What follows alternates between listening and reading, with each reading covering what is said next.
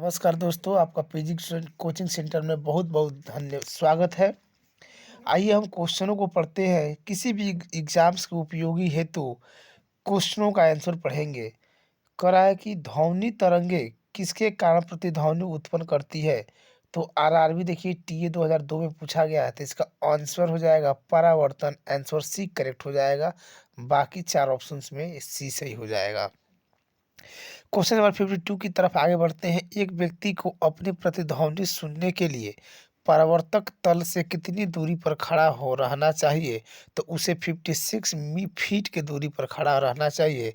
Option number B correct हो जाएगा। दोस्तों, हमारे चैनल को अभी तक आपने सब्सक्राइब और शेयर नहीं किया है तो लाइक और सब्सक्राइब तथा शेयर अवश्य कर दें, ताकि हम एक से एक परीक्षा के दृष्टिकोण से उपयोगी प्रश्नों को लेकर के हम आते रहें। आपका एक लाइक हमारा मनोबल बढ़ाता है और हम अधिक ऊर्जा में काम करते हैं। तो आइए देखते हैं अगले क्वेश्चन की तरफ। अगला क्वेश्चन कह रहा है कि स्टेथोस्कोप ध्वनि के किस सिद्धांत पर कार्य करता है? तो परावर्तन के सिद्धांत पर कार्य करता है, यानी कि ऑप्शन ए करेक्ट हो जाएगा। अब है क्वेश्चन नंबर 54। प्रतिध्वनि तरंगों के कारण उत्पन्न होती है, क्या उत्पन्न होती है? तो ये देखिए आरआरबी क्लर्क 2005 में पूछा गया है। परावर्तन उत्पन्न होती है, यानी कि ऑप्शन सी करेक्ट हो जाएगा। अब है सोनार अधिकांशतः प्रयोग में लाया जाता है। यूपीएससी 2004 में पूछा गया है। तो सोनार अधिकांशतः प्रयोग में लाया जाता है नौ संचालनों द्वारा, यानी कि ऑप्शन डी करेक्ट हो जाएगा। ऑप्शन डी करेक्ट हो जाएगा। क्वेश्चन नंबर 56 है कि रण काल तथा हाल के आयतन के बीच संबंध का प्रतिपादन किया जाता है। ऑप्शन सी करेक्ट हो जाएगा, साबुन ने। बाकी के 4 ऑप्शन में से आपका ऑप्शन नंबर सी बिल्कुल करेक्ट है। ठीक है। ये किसी भी railway exam SSC GD, UP police, UP home guard, Bihar home guard, UP Bihar police, किसी भी कोई भी आप परीक्षा देने जाते हैं, यहाँ तक यूपी पीसीएस का भी, है ना? तो वहाँ पे आपके कॉमन क्वेश्चन साइंस के से पूछे जाते हैं, जो आप खुद देख भी पा रहे हो यहाँ पे।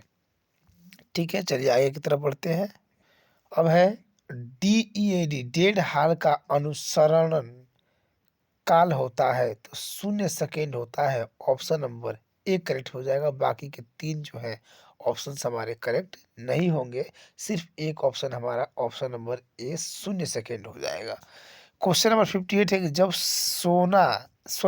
जब सेना पुल को पार करती है तो सैनिकों को कदम से कदम मिलाकर न चलने का निर्देश दिया जाता है, क्योंकि पैरों से उत्पन्न ध्वनि के अनुनाद के कारण पुल टूटने का खतरा रहता है।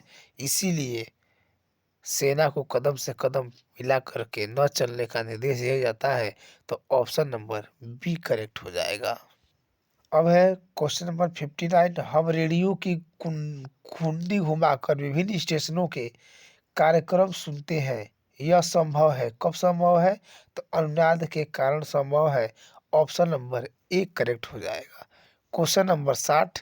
कहा जाता है कि जब तानसेन गाता था तो खिड़की के कांच या कांच के गिलास के टुकड़े टुकड़े हो जाते थे। यदि संभव भी हो तो वह ध्वनि के किस गुण के कारण होगा? तो ये होगा अनुनाद के कारण। ऑप्शन नंबर सी करेक्ट हो जाएगा। अगला क्वेश्चन है क्वेश्चन नंबर 61। जब हम जल के नीचे सुराही भरने के लिए रखते हैं तो जैसे जैसे सुराही भरती जाती है वैसे वैसे हमें विशेष प्रकार की ध्वनि सुनाई देती है। इसका कारण है अनुनाद। ऑप्शन नंबर सी करेक्ट हो जाएगा। ठीक है, आइए क्वेश्चन नंबर 62 देखते हैं, जो कि आरआरबी 2005 में पूछा गया है। काफ़ी पुराना क्वेश्चन है। ये क्वेश्चन रिपीट हो सकते हैं आगामी आने वाले पेपरों में। तो इसको ध्यान से पढ़ना है कि रेडियो का समस्वरण स्टेशन उदाहरण है। तो अनुनाद का उदाहरण ऑप्शन नंबर बी सही हो जाएगा। अब है क्वेश्चन नंबर 63। अब हम किसी स्थान पर 2 लाउड स्पीकर साथ साथ बजाते हैं तो किसी स्थान विशेष पर बैठे श्रोता को इनकी ध्वनि नहीं सुनाई देती है, इसका कारण है व्यक्तिकरण। ऑप्शन नंबर बी करेक्ट हो जाएगा। क्वेश्चन नंबर 64 है, समुद्र में स्थान स्थान पर ऊंचे प्रकाश पर घर बनाए जाते हैं, जहां से बड़े बड़े साइरन बजाकर जहाज़ों को संकेत भेजे जाते हैं। कभी कभी जहाज नीरव क्षेत्र में पहुंच जाते हैं, जहां साइरन की ध्वनि सुनाई नहीं देती है। ये नीरव क्षेत्र ध्वनि तरंगों के किस गुण के कारण निर्मित होते हैं? तो व्यक्तिकरण के कारण निर्मित होते हैं। ऑप्शन नंबर बी करेक्ट हो जाएगा। क्वेश्चन नंबर 65 है, जब हम कमरे के अंदर बैठे रहते हैं तो यद्यपि हम बराबर के कमरे में बातचीत करने वाले व्यक्तियों को देखते हैं तो नहीं, परंतु उनकी आवाज़ अवश्य सुन लेते हैं। इसका कारण है ध्वनि का। क्या कारण है? तो विवर्तन का कारण है। ऑप्शन नंबर डी करेक्ट हो जाएगा। क्वेश्चन नंबर 66 देखते हैं। दोस्तों, हमारे चैनल को सब्सक्राइब, लाइक और शेयर जरूर कर दें ताकि हमारा मनोबल बना रहे और आगामी पेपर्स के लिए हम एक से बढ़ के एक क्वेश्चंस हम लेकर के आते रहेंगे। ठीक है, चलिए बढ़ते हैं अगले क्वेश्चन की तरफ। किसी ध्वनि स्रोत की आवृत्ति में होने वाले उतार चढ़ाव को कहते हैं डाफलर प्रभाव कहते हैं। ऑप्शन नंबर बी करेक्ट हो जाएगा। अब है क्वेश्चन नंबर 67, डाफलर प्रभाव संबंधित है, किससे संबंधित है? तो ध्वनि से संबंधित है। ऑप्शन नंबर ए करेक्ट हो जाएगा। आरआरबी टीए 2002 में पूछा गया ये क्वेश्चन है। काफ़ी पूछे गए क्वेश्चंस भी हमें देखने को मिल रहे हैं इस वीडियो के माध्यम से, और काफ़ी पुराने और नए क्वेश्चन भी देखने को मिल रहे हैं। तो ये कहीं ना कहीं हमारे लिए बहुत ज़्यादा उपयोगी सिद्ध होगा आगामी पेपर्स के लिए, या आप पेपर दे के आ रहे हो तभी भी आप देखेंगे तो आपको लगेगा कि जो इस प्रकार का हम क्वेश्चन का दे कर आए थे परीक्षा में, उसी के जैसा लगभग अगर आ रहा है। और देखिए क्वेश्चन नंबर 68 क्या कहता है, कर पास आती हुई रेलगाड़ी की सीटी की आवृत्ति या तीक्ष्णता बढ़ती जाती है, ऐसा किस घटना के कारण होता है? ये होता है ऑप्शन नंबर बी डाफलर प्रभाव के कारण। और ये आरआरबी एएसएम जीसी पूछा गया है। ठीक है, चलिए आगे बढ़ते हैं अब क्वेश्चन की तरफ।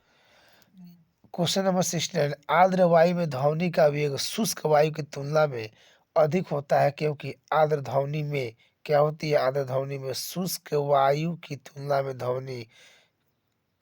में घनत्व कम होता है। ऑप्शन नंबर बी करेक्ट हो जाएगा। क्वेश्चन नंबर 70, निम्नलिखित कथनों में कौन सा सही है? ध्वनि का वेग सीडीएस 2016 में पूछा गया है।